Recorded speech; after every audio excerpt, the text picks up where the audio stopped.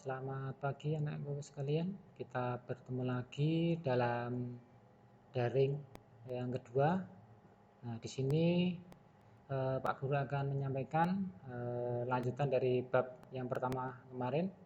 Nah, di sini akan Pak Guru sampaikan untuk materi pembelajaran yang kedua, yaitu parameter pemotongan mesin press CNC.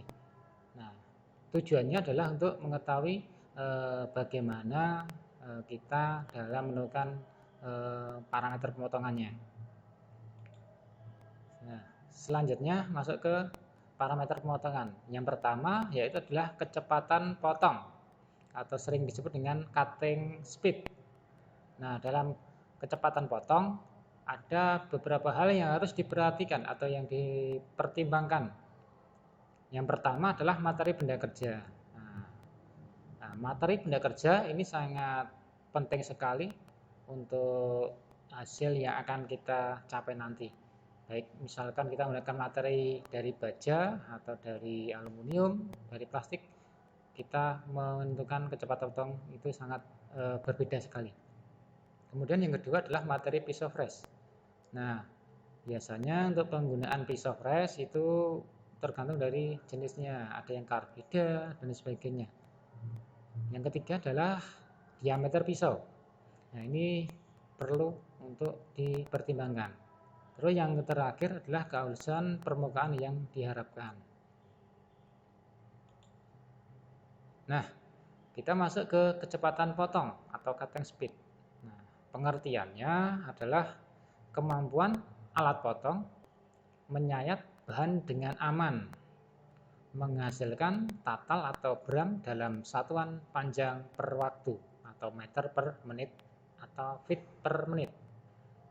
Nah, pada gerakan putar seperti pada mesin press, kecepatan potong atau CS adalah keliling lingkaran benda kerja Pi kali D dikalikan dengan putaran per RPM per rotasi. Nah, dan disimpulkan untuk rumusnya adalah CS sama dengan PDN, satuannya meter per menit. Nah, di mana CS itu adalah cutting speed atau kecepatan potong dengan satuan meter per menit. N adalah putaran spindle. Nah, satuannya adalah rotasi per menit. D adalah diameter cutter, yaitu satuannya adalah milimeter. Pi adalah nilai konstanta, yaitu 3,14. Nah, harga kecepatan potong dari tiap material itu dapat dilihat pada tabel di bawah ini. Contohnya misalkan untuk bahan dari baja lunak atau mill steel. Nah, di sini menggunakan misalkan pemotongnya cutter freshnya HSS.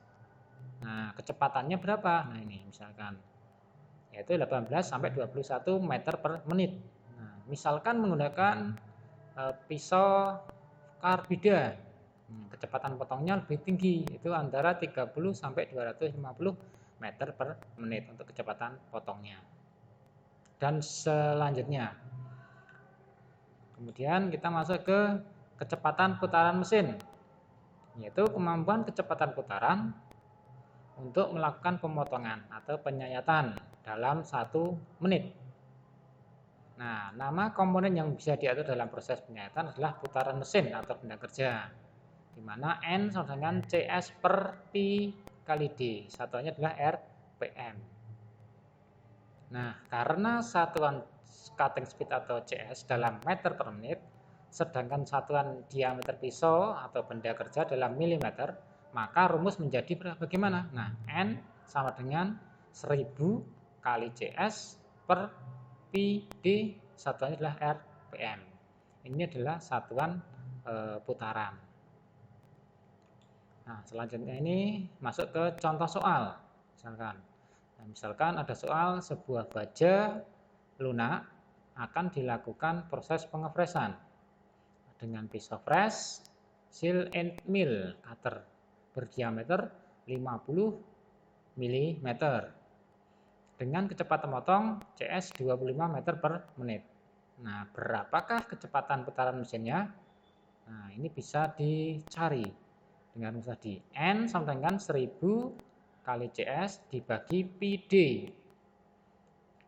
Kita masukkan 1000, tadi CS-nya adalah 25. Nah, 1000 kali 25 dibagi Pi, itu 3,14 kali 50. Diameternya adalah 50 mm. Nah, ditemukan hasil 159,235 rpm. Nah, jadi kecepatan putar mesin adalah 159,235 rpm. Kita lanjut ke kecepatan pemakanan atau feed.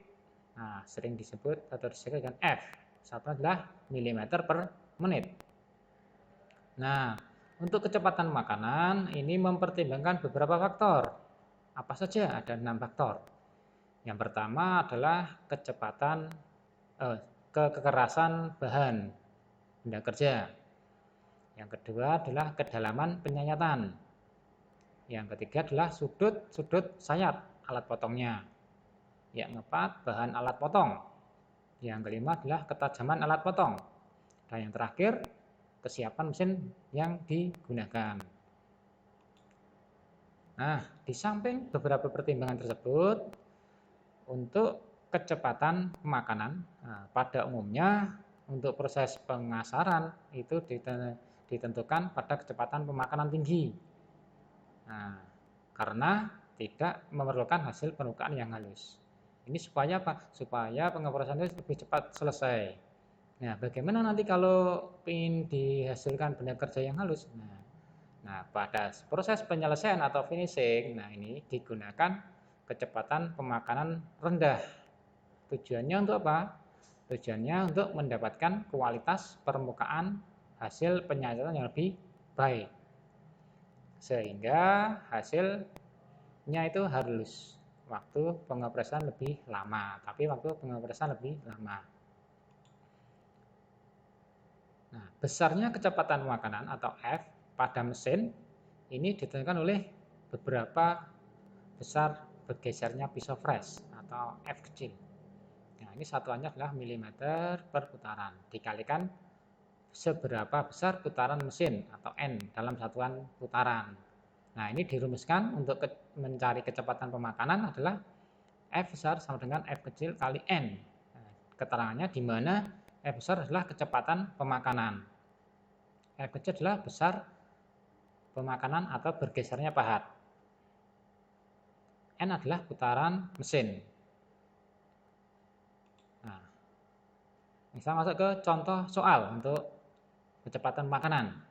Misalkan, sebuah benda kerja akan di-flash dengan putaran mesin N 560 putaran per menit dan besar pemakanan atau F kecil adalah 0,2 mm per putaran. Nah, berapakah besar kecepatan pemakanannya? Nah, kita masukkan tadi rumahnya. F sama dengan F kecil kali N. F sama dengan 0,2. Ini 0,2 mm per putaran kali 560. Nah, didapatkan hasil 112 mm per menit. Nah, jadi besarnya kecepatan pemakanan adalah 112 mm per menit. Nah, selanjutnya, perhitungan waktu pemesinan fresh. Nah, pada gambar di bawah ini, nah ini ada gambar, ini adalah perhitungan waktu pemesinan. Nah, di sini ada L besar, itu adalah panjang total pengepresan.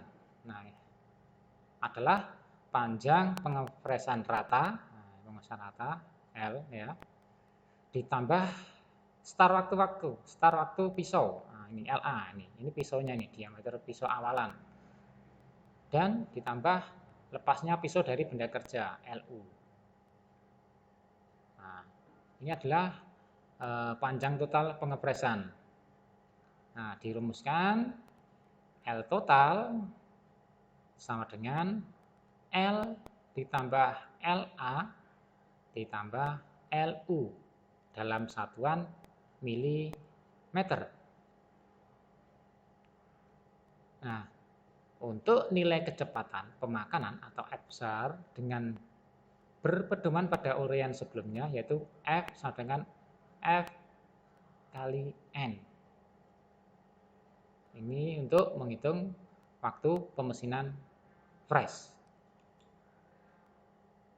Nah, berdasarkan prinsip-prinsip yang telah diuraikan di atas, maka penghitungan waktu pemesinan pengepresan rata atau TM ini dapat dihitung dengan rumus TM sama dengan L besar dibagi F besar dalam satuan menit. Nah, di mana L ini didapat dari L kecil ditambah LA ditambah LU. Dan F tadi didapat dari rumus F sama dengan F kecil kali T kali N. Nah, di mana keterangannya ya, untuk masing-masing tadi T itu adalah jumlah mata sayat alat potong. F pemakanan tiap mata potong. N rotasi per menit putaran mesin. L besar adalah jarak tempuh saat pengepresan tadi. L kecil yaitu panjang benda kerja. LA kelebihan awal start pahat. LU kelebihan akhir pahat. Dan F sendiri adalah pemakan setiap menit. Nah, kita masuk ke contoh soal. Misalkan sebuah benda kerja akan dilakukan proses pengepresan sepanjang 250 mm dengan pisau fresh jari. Nah, data parameternya ditetapkan sebagai berikut. N untuk putaran mesinnya yaitu 460 putaran per menit. F kecil 0,13 mm per putaran. Untuk LA-nya yaitu 20 mm. LU yaitu 20 mm. Untuk T kecil 6. Nah, berapakah waktu yang diperlukan untuk melakukan satu kali pemakanan? Nah, kita jawab. F besar sama dengan F kecil kali T kali N. Nah, kita masukkan. F sama dengan 0,13 kali 6 kali 460. Terus L besar, yaitu L ditambah LA ditambah LU. Di mana L total adalah 250 ditambah 20 ditambah 20 sama dengan 290 mm. Nah, kita masukkan TM-nya. Ya, TM yaitu waktu tadi ya, waktu pengerjaan. Yaitu rumusnya adalah L per F. Di mana L tadi 290. Untuk F-nya berapa?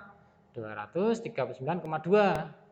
Jadi 290 dibagi 239,2 sama dengan 1,2 menit.